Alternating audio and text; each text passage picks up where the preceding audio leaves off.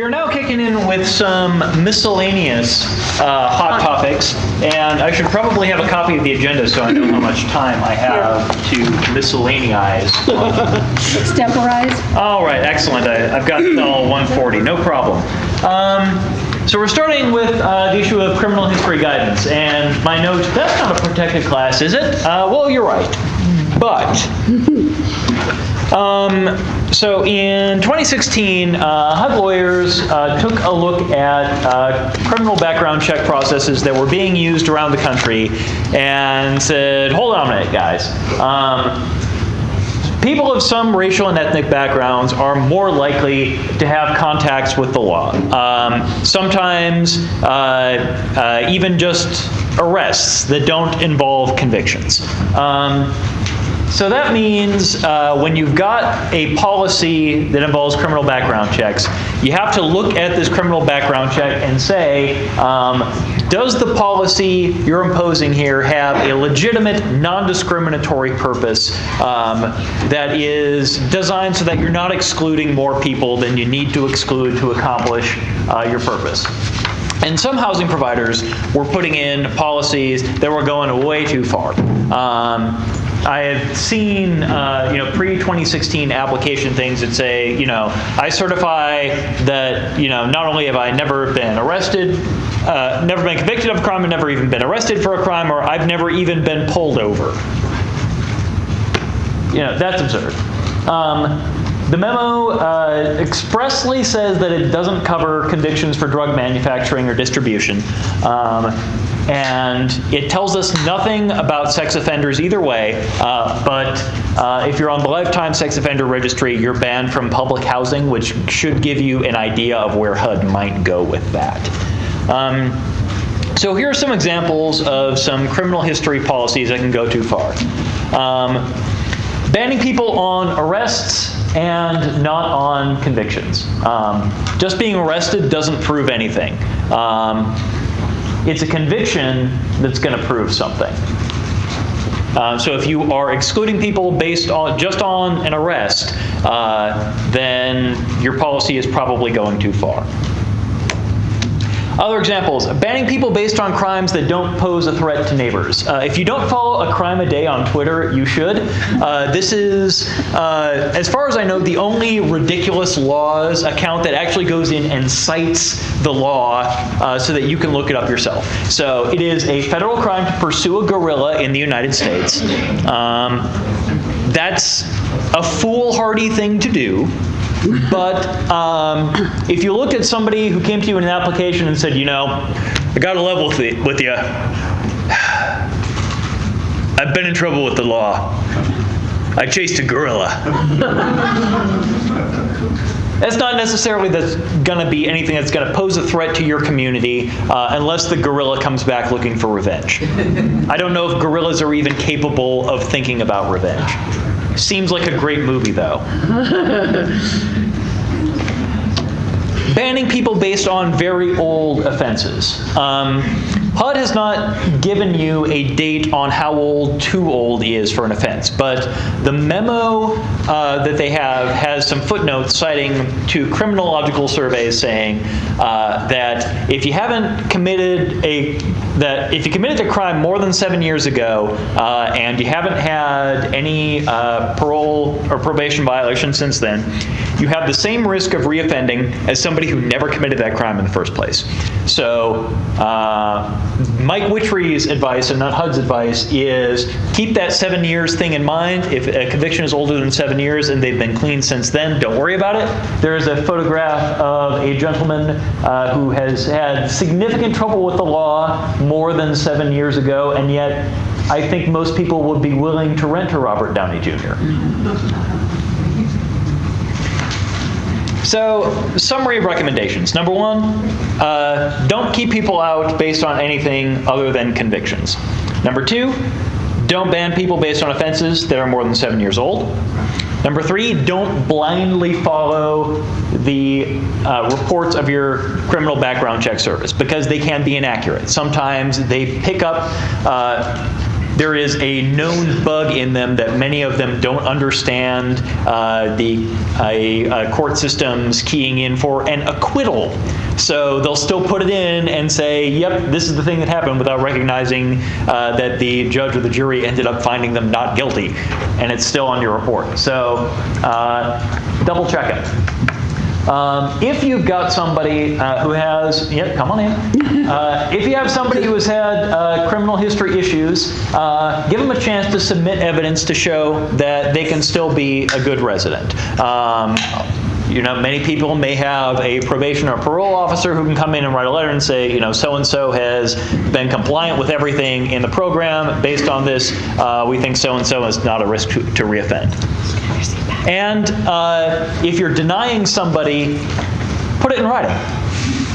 So that they don't think that it's actually because of some other reason. Note that if you are denying somebody for bad credit, you are required by federal law to put that in writing. And to expressly say, I'm denying you because of credit.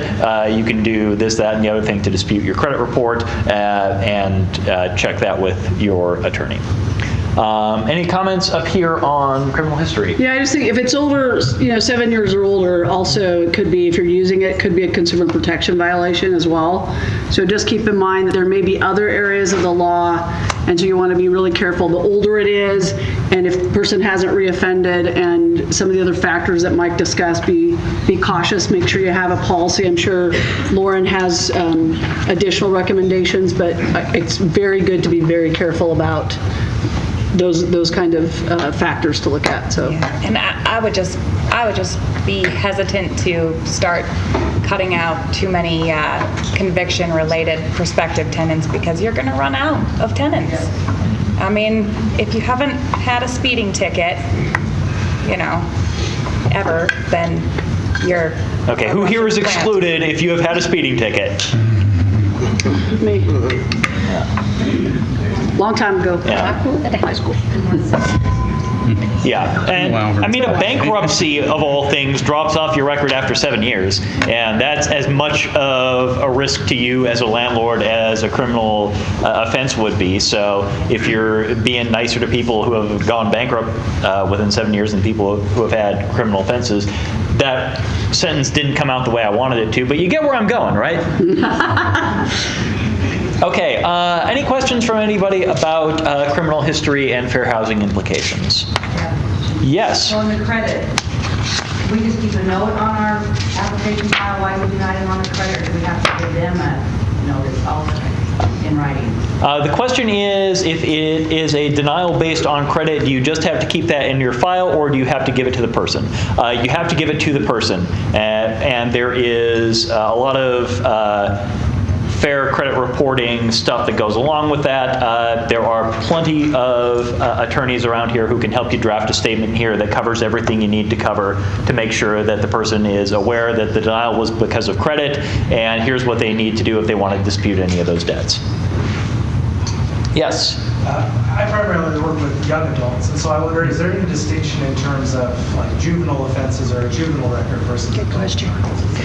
Yeah. Question is there a distinction on juvenile record versus adult record? The HUD memo doesn't get much into that.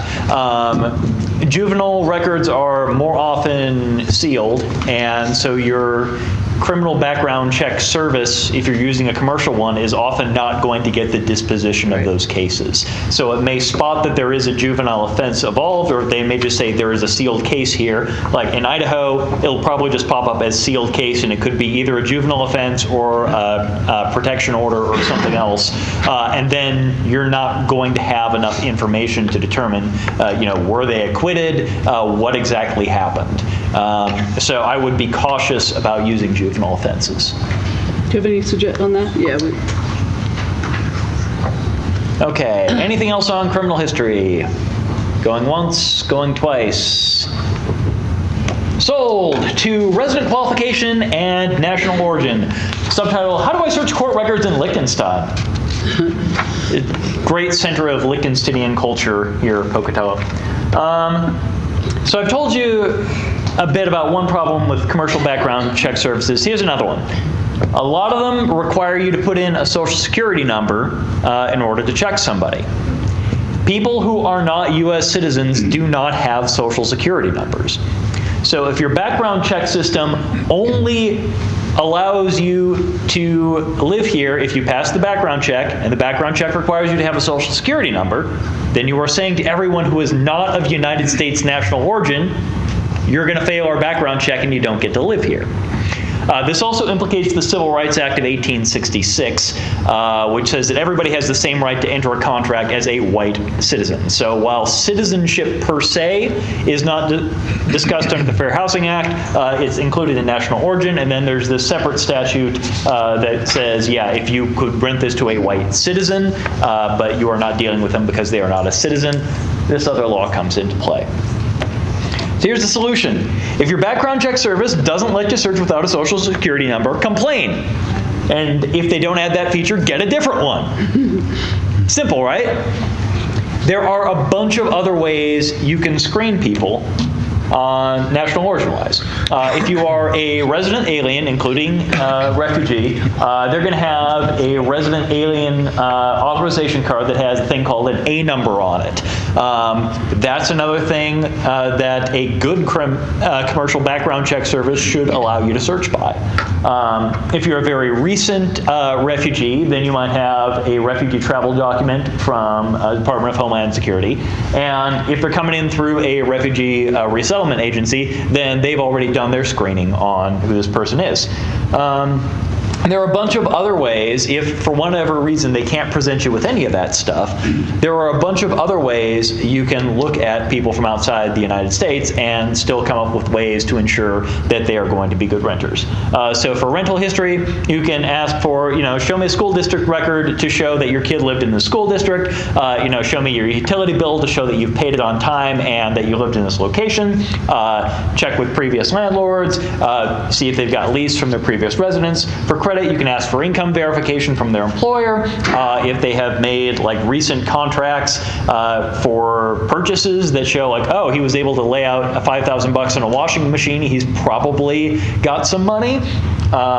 Sponsorship letters from people, pay stubs, if they've got benefit awards, receipts showing that they've paid bills, and this is not an all-inclusive list. If there are any other documents you might like to see, excluding things that discuss the nature and severity of their disability, that will give you an idea of, is this person generally going to be okay with living here? Can they pay the bills? Are they going to mess up my community? You can go ahead and ask and make a judgment call. Because HUD is not given any exclusive list. Any comments about? Yeah, we have an alternative screening tool that you can look at. We have a handout that we have that lists some of that. That's not all inclusive, and we've had other fair housing organizations that have shared their resources. We've had people who've called and said, "Hey, I want to buy a home," and even lenders will accept alternative ID as far as someone's passport and if they have a 910 number. So even if someone is not a citizen, there may be some alternative indication that they're credit worthy and they would be either a good homeowner or a good renter. So, any other suggestions, Lauren, that you have? No, I do like that there's a resource available. Is that on the website? It is not on our website, but we give it out. I'll see if we can post it there. I know some people are hoping for handouts. So. Okay, yes. Yeah, and kind of building on this national origin issue, there is sometimes questions about, so I'm renting to a person who is a citizen of another country, and I'm kind of afraid that they are going to fly right back home without paying my bill. This is a question that comes up a lot with student communities who are worried about renting to students who are probably not intending to stay permanently in the United States. The Fair Housing Act requires you to look at them in the same way you would look at everybody else and think, okay, maybe some people who are students from other countries are going to go right back, others are not. There's nothing that would stop me as a U.S. citizen from hopping the next flight to Manila if I got really ticked off and didn't want to pay my bills.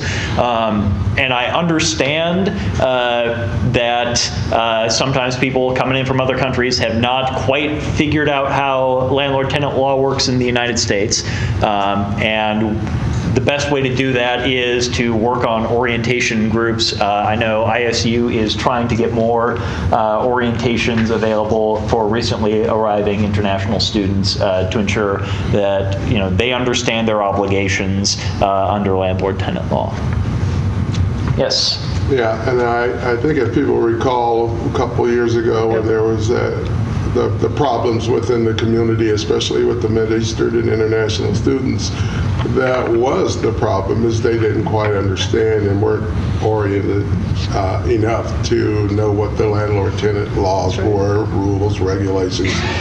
And so, I mean, you were dealing with kids that were 19, 20 years old that, were here and were eventually going back home. And so really at that time, it didn't sink in that there were, these kinds of regulations and things that they needed to follow. And that was a concern that the orientation wasn't there for, international students and things like that. Yeah, and many of them come from countries where labor is extremely cheap, so they don't really understand that cleaning up after somebody in the United States is a lot more expensive than it would be at home, because you can't just pay somebody 20 cents an hour to do it. Or at least you shouldn't be. You shouldn't pay. Yeah. You can't leave. Not even there either. Yeah. Okay, any more questions on this issue before zipping along? I've got one. I had a question, but you halfway answered it. Okay, I'll give you the other half. I have an apartment that's been vacant now for 5 years from the Mideastern, and it's over $7,000 worth of damages because I trusted them. And they had none of these items for the credit, but, being new and stuff, we gave them a chance. So next time when it comes, what are we supposed to do? If all they have is a passport, because the first time that they've ever come to the U.S. is straight to Pocatello, Idaho. They didn't come from a different school or different utilities and stuff. Okay, so question is, I have previously rented to an international student who skipped the country without paying me, and what do I do next time to ensure that that doesn't happen?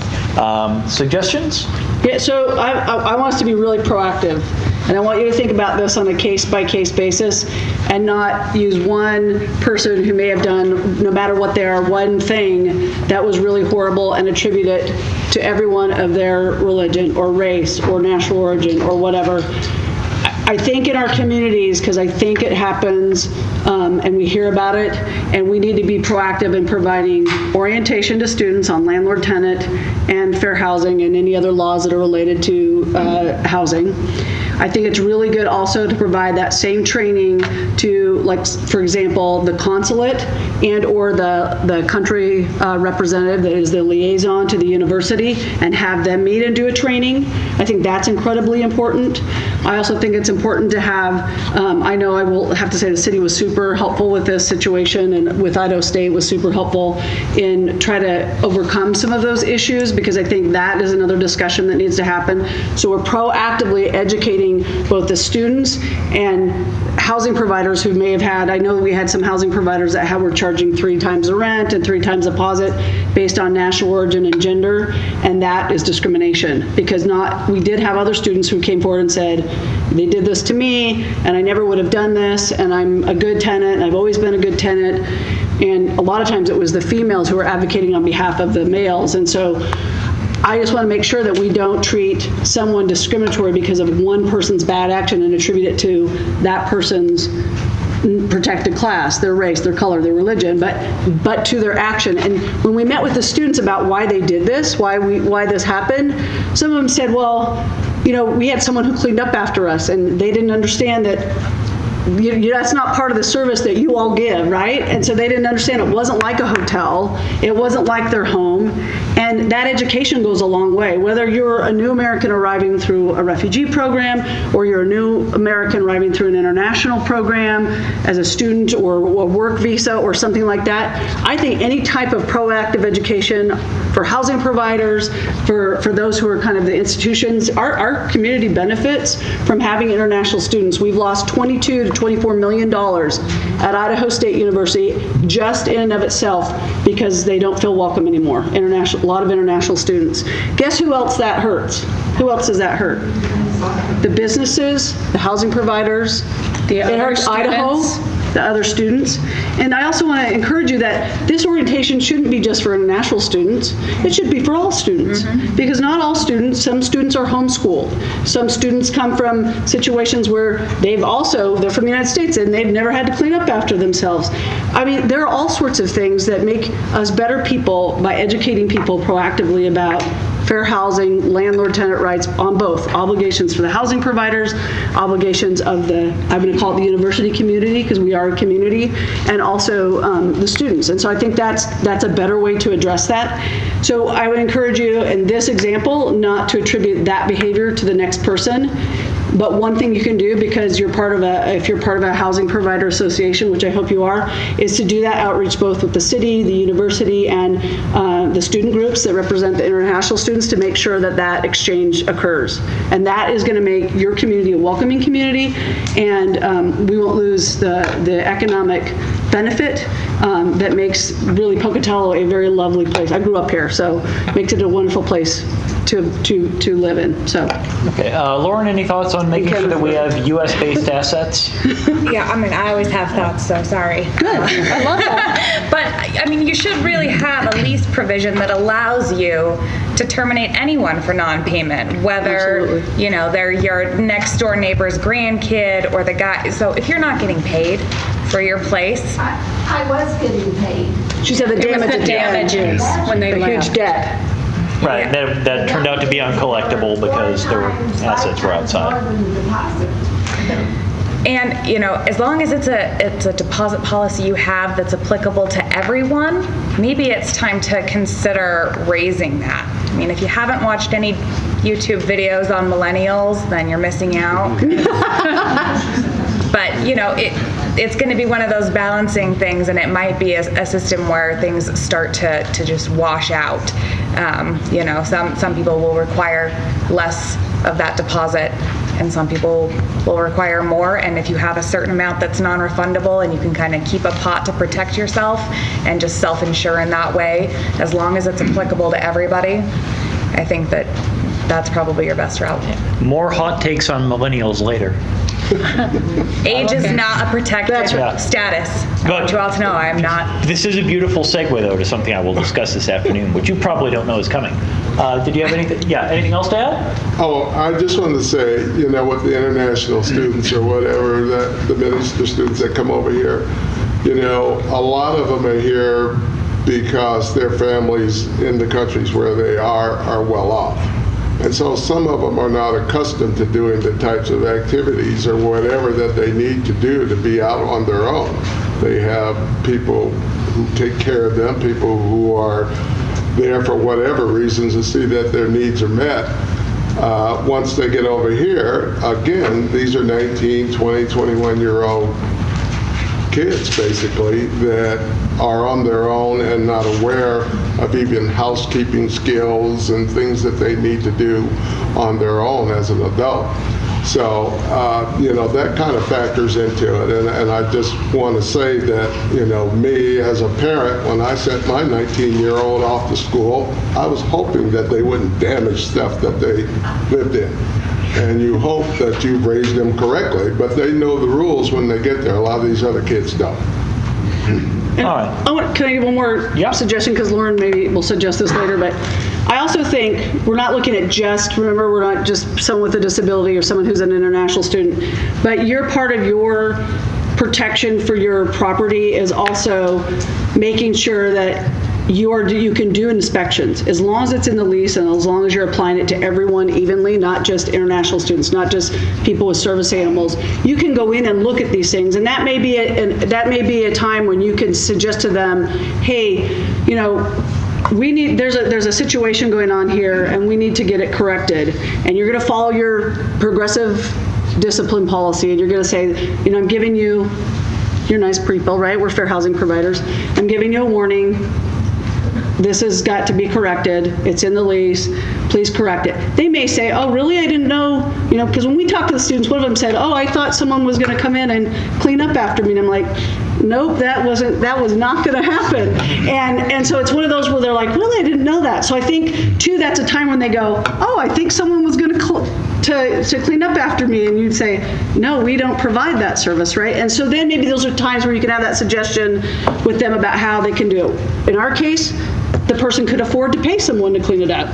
In other cases, it might be a skills class through the university if they'd had orientation, or they have it periodically throughout the year, that they could teach them how to clean up. It could be you suggesting some resources of where they can build that knowledge to do it, because that's not a usual service you provide. They're not a person with a disability, but even if they were and they asked for an accommodation, it's not typically, unless you're maybe in assisted living. So those are some exchanges where you can be proactive and get at it early before it builds to the point where I'm sure they just did it. Maybe it just happened at the end, so that isn't as proactive. But I just say that so that you, maybe some other ideas of how you can address it in a proactive way. So. All right. Let's move on to how to enforce your rules when people complain about them. So rules can get you in trouble sometimes, even if they are not discriminatory on their face.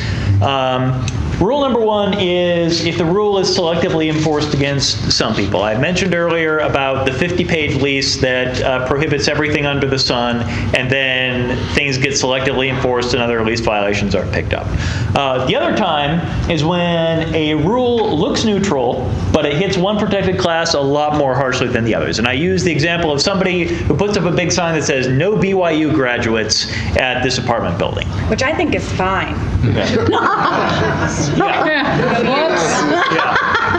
Yeah, so not everyone who is a BYU graduate is LDS, and not everyone who is LDS is a BYU graduate. But this rule is going to exclude LDS people at a much higher rate than it's going to exclude non-LDS people. Now, if you put up a rule that said no Boise State graduates, you're probably fine. I was a vandal, so... So they want their property vandalized, did they? Way to go, Zoe. Got to think of a Bronco pun. I'll come up with it later. No horsing around. Way to go. Okay. You're busted. Yes, one of us does improv theater, and you wouldn't be able to tell. So handling a claim that your rule is being enforced in a discriminatory manner. Number one, document everything. Number two, if you get a complaint and you let it slide, explain why in your notes. So you've got a note to say, yes, we did get a report that this thing happened and here's what we did. If you get a complaint and you don't let it slide, explain why in your notes. If you get a complaint that somebody got away with breaking a rule, look at your notes. Then you can explain it to everybody. And if, fair housing comes around and asks, what's the deal? You'll have plenty of notes that you can refer back to and give us a comprehensive explanation of what was going on. So disparate impact issues, rules that are hitting some people a lot more harshly than others. Do you need that rule? Think about that. And if you do, can you rewrite it in another way? So my example here is a dress code that got a bar in trouble. It says, if it's on the Jersey Shore, it does not come through the door.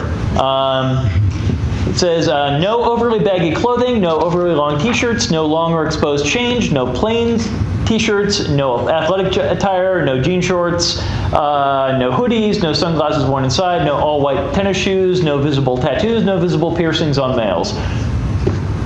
Who do you think was real mad over that dress code? Everyone. Yeah, if you close your eyes and imagine a person dressed in such a way who would not be getting through that door, what race is that person? You don't have to tell me. But that's what got them in trouble. So which of these rules can they do without? Do they need a rule that says no plain t-shirts? Do they need a rule that says no all-white tennis shoes? Do they need a rule that says no visible tattoos? Maybe they don't. Maybe that's unnecessary. Any other questions on rule enforcement before we skip on to what is apparently the break, because I am, Well, it's going to be yeah, Lauren. right, Lauren, then break. We can Okay. break them. Or we can have a short break. Yeah, let's have a break. Yeah, we can dig, wanna yeah, we break can or- take 7 minutes. Yeah, or we could even take 5, just. Let's take 5 5. minutes. Let's be daring. But are there any questions? make up for you. Okay. Just kidding. Okay. Questions on anything else I've talked about this morning? Or something we didn't. And afternoon? Anything you really want to hear about in a few minutes? Going once, going twice, going 3 times, done. Take your break.